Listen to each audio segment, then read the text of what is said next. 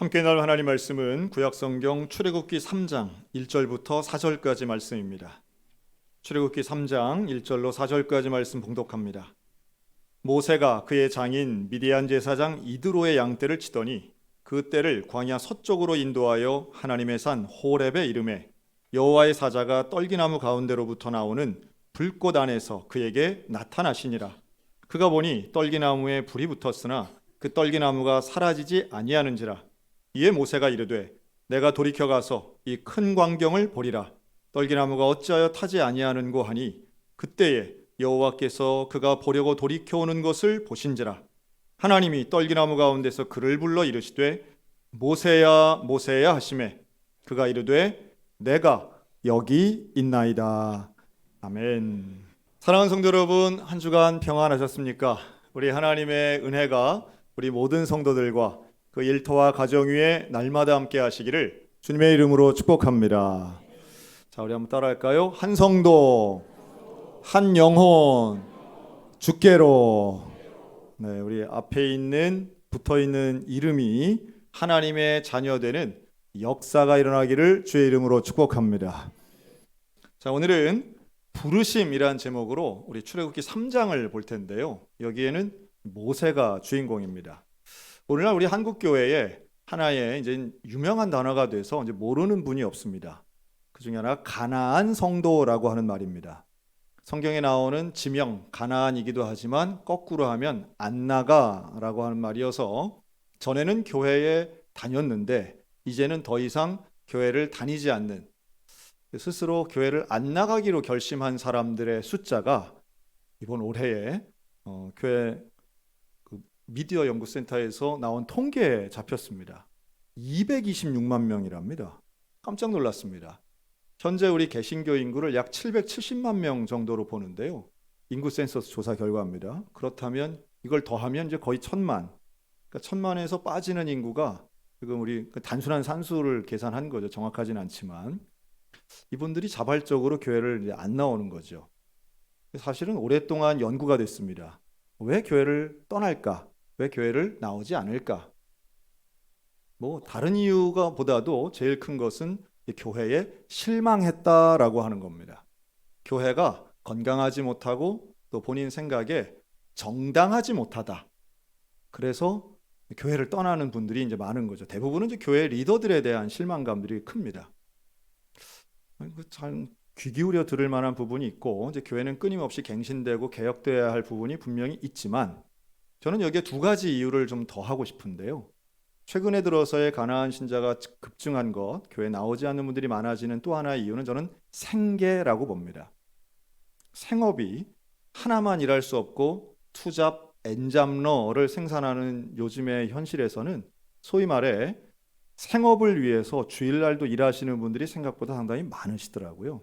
더더군다나 팬데믹 기간을 지나면서 이 주일날에도 온라인 예배를 드리고 나는 그냥 내 신학을 개인적으로 지키겠다 하시는 분들이 교회 출석하지 않고 돌아오지 않는 분들 생각보다 많다라고 하는 거고요.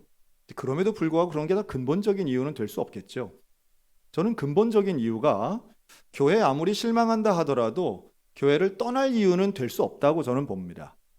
그 증거가 뭔지 아세요? 바로 우리들이 있기 때문입니다. 우리들은 여전히 교회에 남아있기 때문이죠.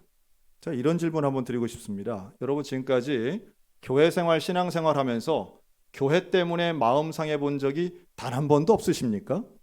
혹은 교인들 때문에 서운하고 속상하고 억울했던 적 한 번도 없으십니까? 그렇지 않죠. 저도 있는데 왜 없으시겠어요? 자, 우리 옆 사람을 위로하겠습니다. 괜찮아요. 저도 그래요. 저도 그랬어요. 네. 다 속상한 게 왜 없겠어요? 내가 볼 때는 저러면 안 되는데 라고 생각하는 부분들이 왜 없겠습니까? 있지만 우리는 떠나지 않았는데 왜 사람들은 그런 지점에서 교회를 떠날까요? 100번 양보해서 그렇게 떠났다 할지라도 그러면 본인이 생각할 때 그런 문제가 좀 적거나 없는 교회로 가면 될 텐데 소위 말해 그런 건강한 교회가 하나도 없다라고 말한다면 그거는 그 말하는 사람에게 오히려 문제가 있다고 생각하는 게 합리적일 것입니다. 저는 오히려 남아있는 이유에 집중합니다. 우리는 왜 교회를 떠나지 않을까요? 교회가 문제가 있어도 또 교인들에게 상처를 받아도 우리는 교회를 떠나지 않고 있습니다. 그 이유를 저는 여러 가지로 얘기할 수 있지만 한 가지만 이야기한다면 교회를 떠나지 않고 신앙생활 하시는 분들의 공통점 유일한 하나를 꼽자면 하나님을 만난 것입니다. 하나님을 만난 경험이 있는 사람은 하나님을 떠날 수가 없습니다. 성령의 체험을 하고 성령 충만을 경험한 사람은 하나님을 부정할 수 없습니다. 교회사가 증명합니다.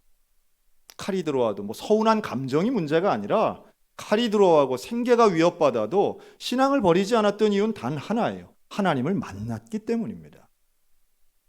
그렇다면 하나님을 만나지 않으면 우리는 종교생활처럼 교회생활을 할 수는 있겠으나 결국 어떤 문제가 생기면 언제든 교회를 혹은 신앙의 길을 떠날 수도 있다는 사실이에요. 핵심은 하나님을 경험하는 것입니다.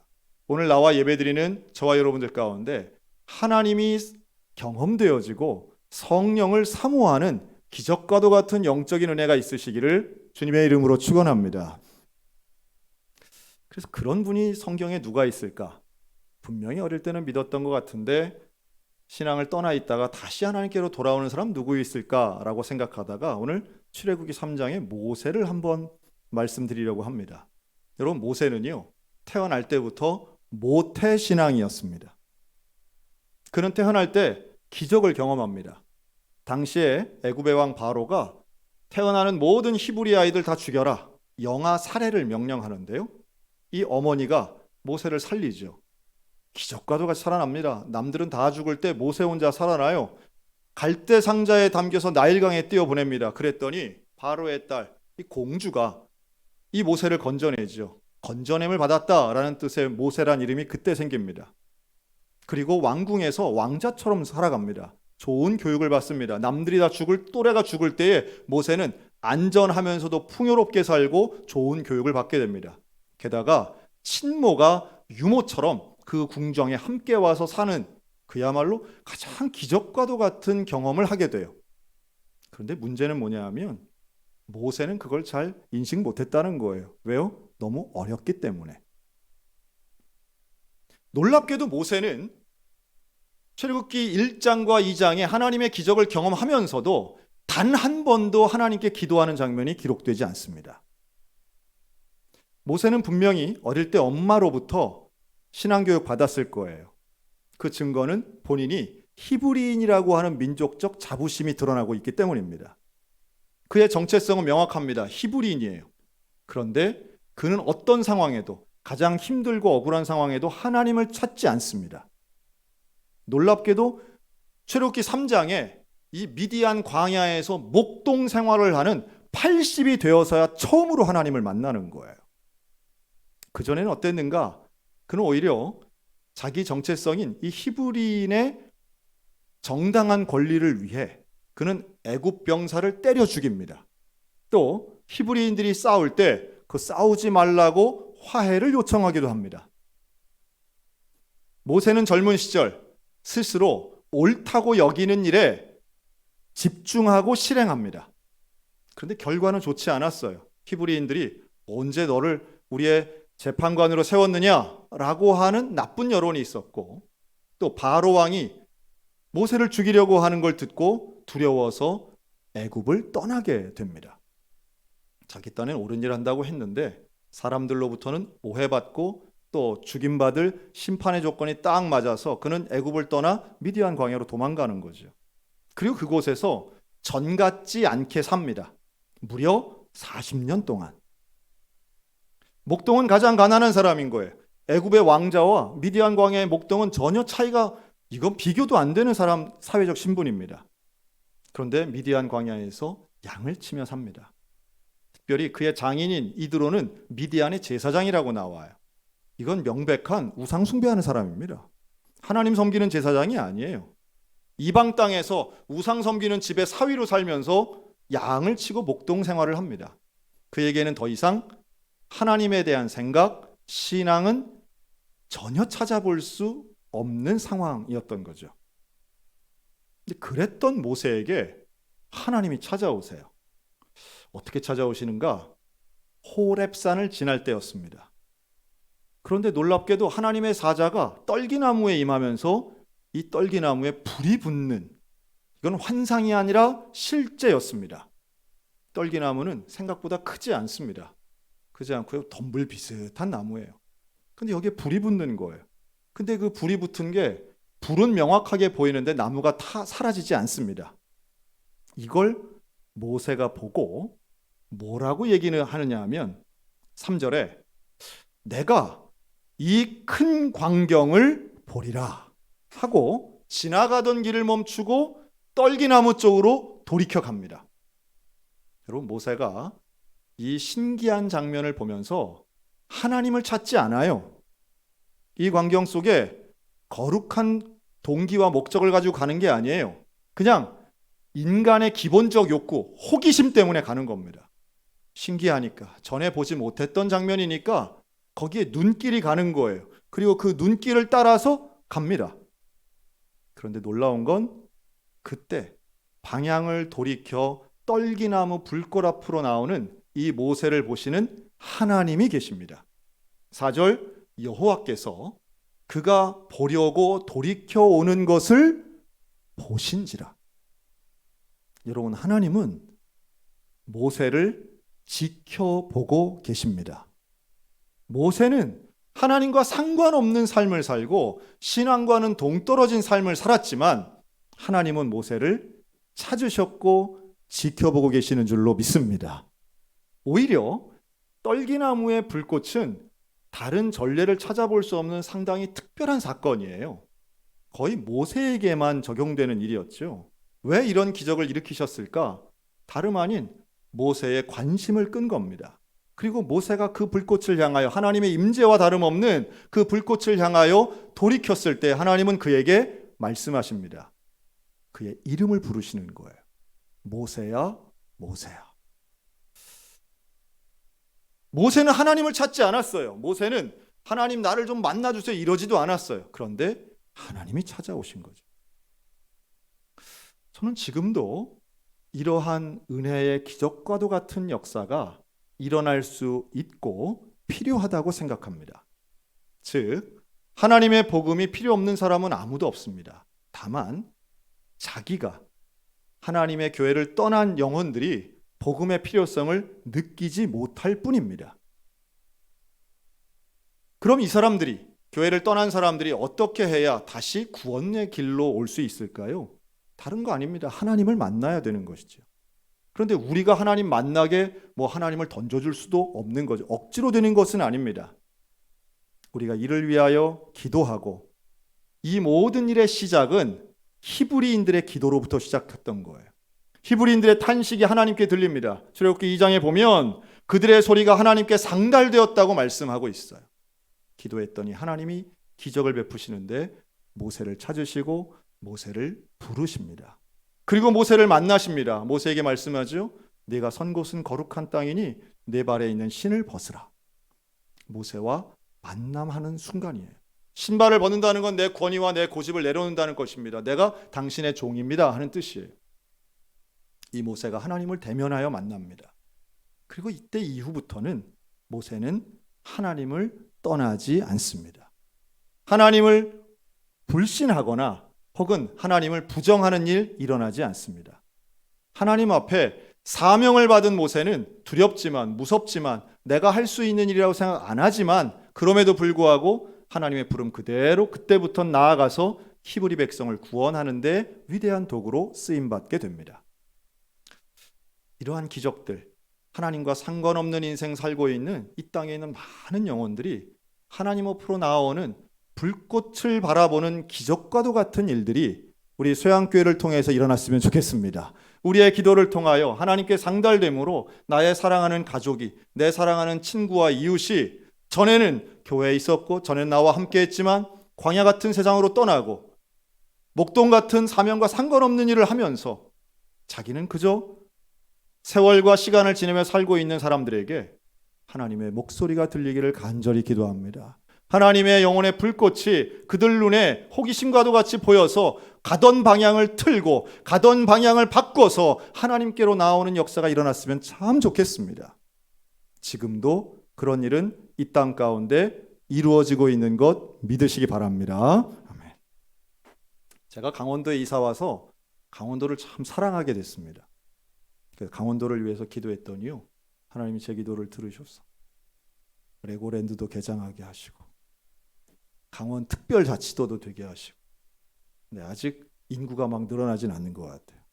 그리고 막 기와집골이 막 재개발이 되고 막 이런, 그냥 뭐 제가 기도했던 제목들입니다. 네. 뭐 저하고는 뭐 돈하고는 상관없는데 그렇게 강원도가 좀 잘 됐으면 좋겠다, 이런 마음이죠. 그런데 우리나라에 도시를 제외하고 우리가 일반적으로 이렇게 나눕니다. 농촌, 어촌, 산촌. 여러분, 이 중에 제일 많은 면적을 차지하고 있는 분류는 뭘까요?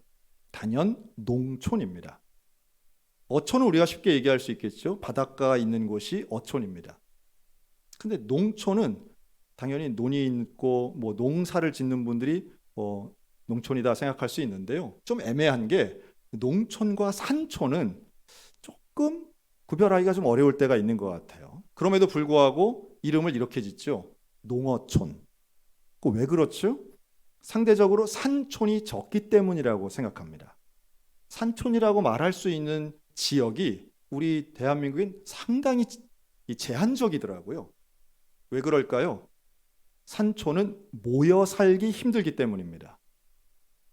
산촌은 많은 인구가 살 수가 없어요. 누가 사느냐? 대개 자연인들이 삽니다. 여러분, 자연인 중에 바닷가에 사는 분 보셨습니까? 그렇지 않아요. 자연인들은 대개 산에 사십니다. 그리고 혼자 사십니다.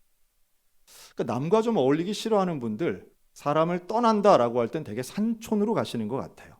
그런데 그 산촌이 지금도 있습니다. 그리고 그 산촌이 대부분 강원도에 있습니다.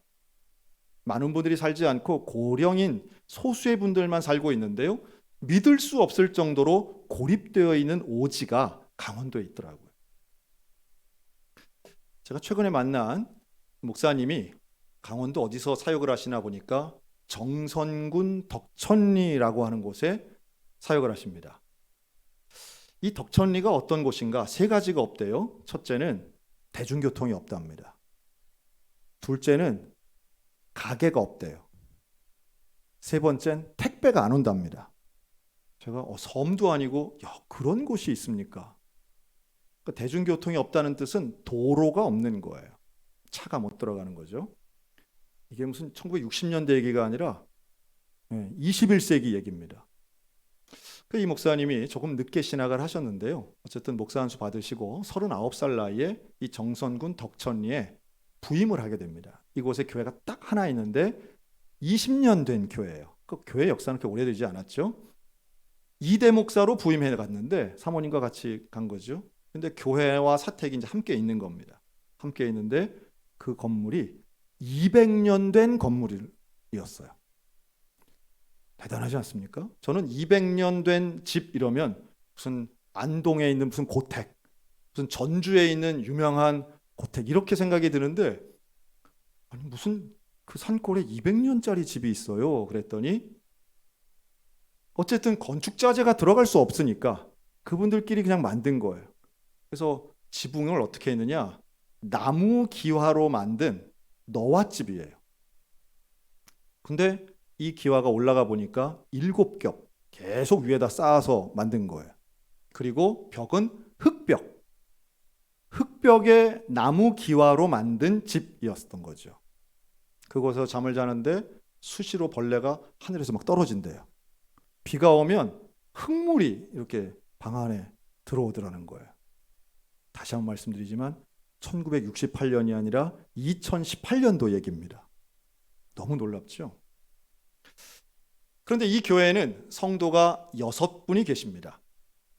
앞에 전임 목사님이 10년 넘게 목회하시면서 6명의 할머니 성도를 이제 전도하신 거예요. 그리고 나가서 이제 이 목사님이 이제 나가 전도를 합니다. 이 목사님 이름은 최기수 목사님이세요. 근데 여기서 또 산촌의 또 하나의 특징을 발견하는데요. 이 마을 분들이, 이 덕천리는 80가구가 삽니다. 이렇게 얘기하면 맞네, 제법 맞네. 다시 한 번 말씀드리지만 산골은 어떻게 산다고요? 모여 살지 않아요. 북유럽 스타일입니다. 그래서 농촌과 산촌이 참 큰 차이가 있는데 마을회관이 대표적이더라고요. 농촌의 마을회관은 낮에는 모여서 함께 식사도 하시고 더운 여름에는 에어컨도 틀고 편안하게 계시다가 잠은 각자 집에 가서 주무시잖아요. 이렇게 유모차 끄시고. 그런데 산촌에도 이 덕천리에도 마을회관을 만들어 주었답니다. 지자체에서. 아무도 안 온답니다. 왜요? 산을 2개 넘어야 되니까. 중심이라고 만들었는데 여기를 올라오고 해도 산 2개씩 넘어서 오셔야 되니까 못 오신다는 거예요. 주민들끼리도 잘 못 만난다고 하시더라고요.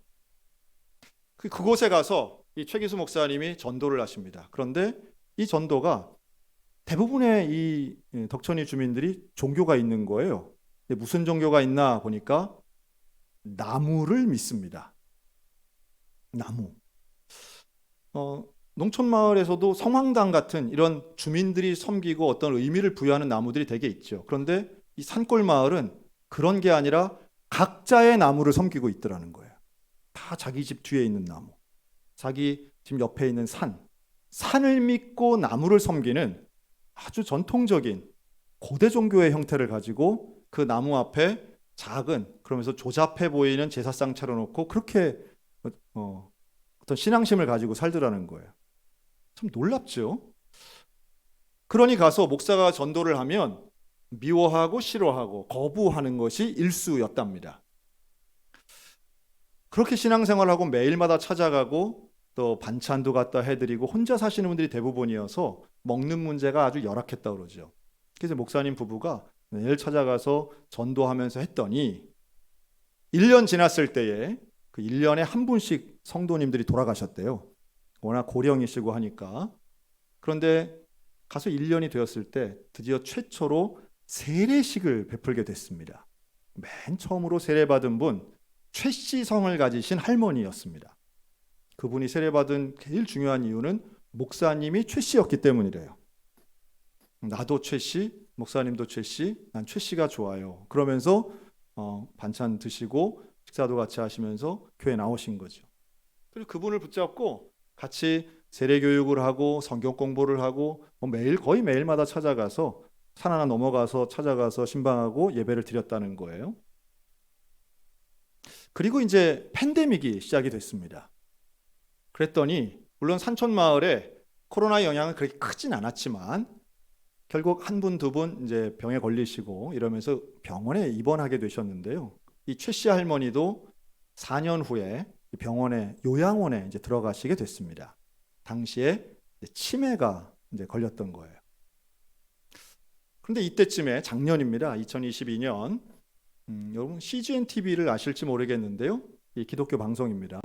이 방송국 PD가 이런 시골에서 목회하시는 분들을 다큐멘터리를 찍고 싶다고 시골 목사 전원일기라고 하는 프로그램을 찍는 PD가 찾아와서 이 목사님의 하루를 이렇게 따라다니면서 촬영을 한 겁니다.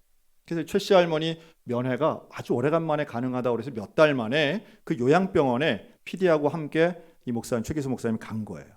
가서 그 유리판 앞에 이제 할머니를 딱 만났습니다. 너무 반가운 나머지 아유 어떻게 지내셨어요? 그랬더니 이 할머니께서 목사님에게 그럽니다.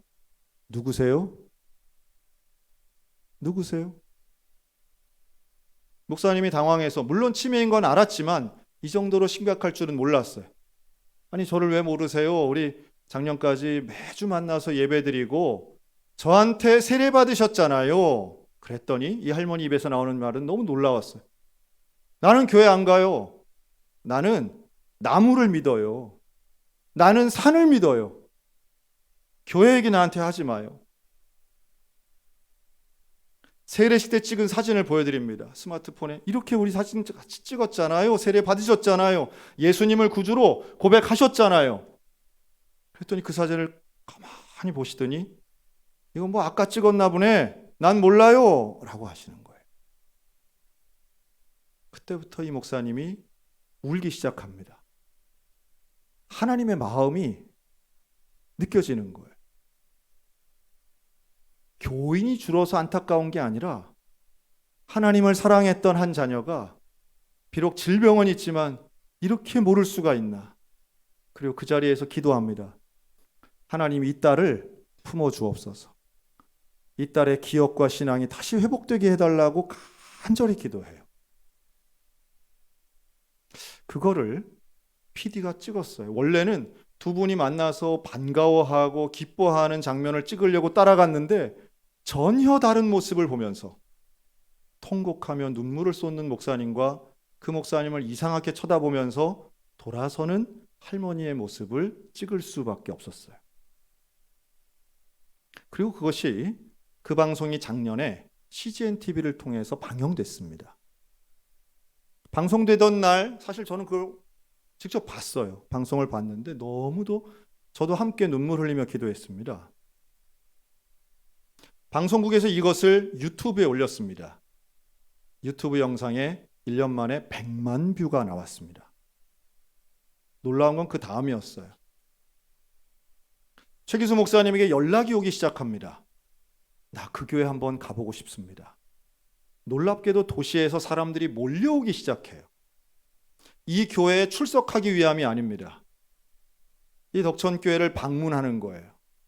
방문해서 그 200년 된 흙집 건물까지 씩씩대구들 걸어와서는 예배당에 들어가서 엎어져서 통곡하기 시작합니다. 펑펑 우는 거예요. 목사님도 당황했죠. 이 사람들이 왜 오나? 단체가 오는 것이 아니라 한 명씩 한 명씩 오는데 계속 오더라는 거예요. 물어봅니다. 아무리 방송을 봐도 이 먼 길을 여기까지 왜 오셨어요?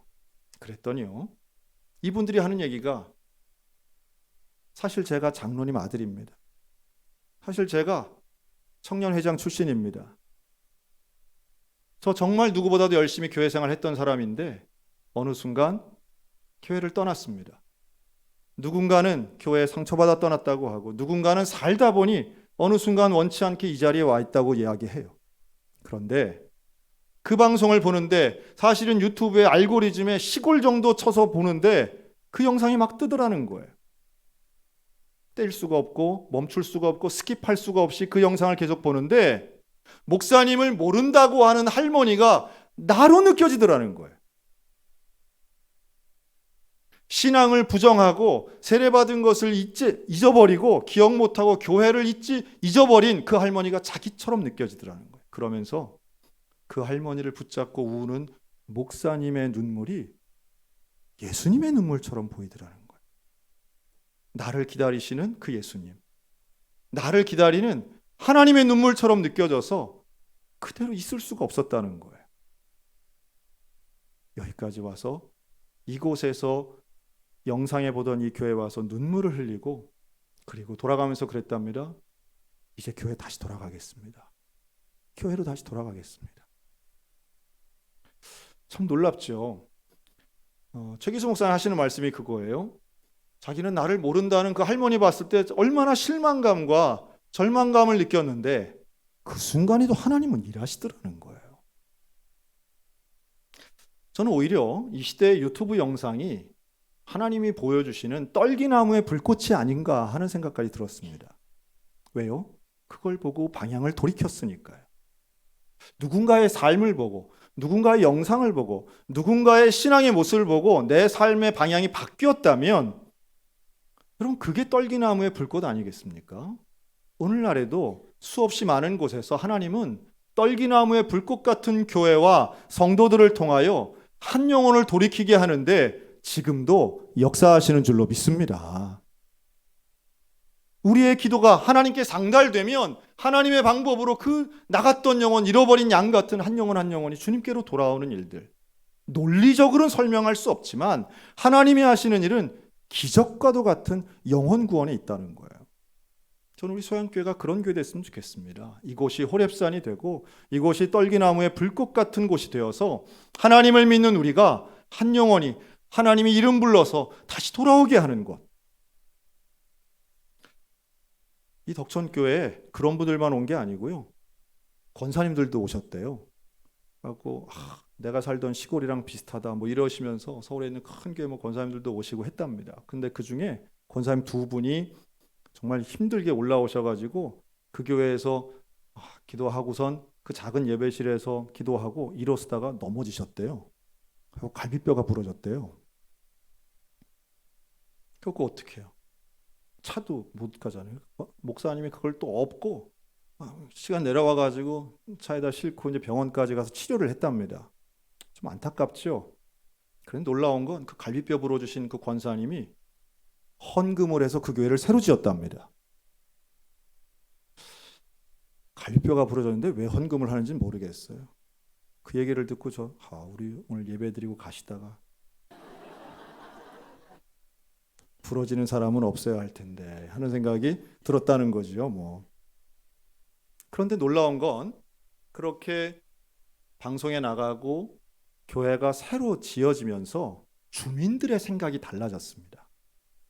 하루는요, 산 너머에 사시는 주민들이 남자분들 몇 분하고 할머니들이 오셔가지고 뭘 하시더래요. 뭘 하세요? 그랬더니 내가 평생 이 마을에 살았는데 이런 기적은 처음 본다는 거예요. 도시 사람들이 몰려오고 건물이 지어지고 예배당이 지어지는 거 얼마나 예쁘게 지었는지 몰라요. 나 이런 기적 처음 봐서 우리가 가만히 있으면 안 될 것 같아서 교회로 들어가는 길에 자갈을 깔기 시작합니다. 그래서 교회까지 차가 들어갈 수 있도록 길이 넓어졌어요. 이게 여러분 옛날 얘기가 아니고 작년에 일어난 얘기예요. 1년 된 거예요, 1년. 참 놀랍지요? 젊은 목사 부부가 그 산골에 들어가서 참 안 될 것 같은, 불가능해 보일 것 같은 사역에 헌신한 것뿐인데 하나님이 일하시는 방법엔 참 신비하고도 놀랍다 하는 생각이 듭니다.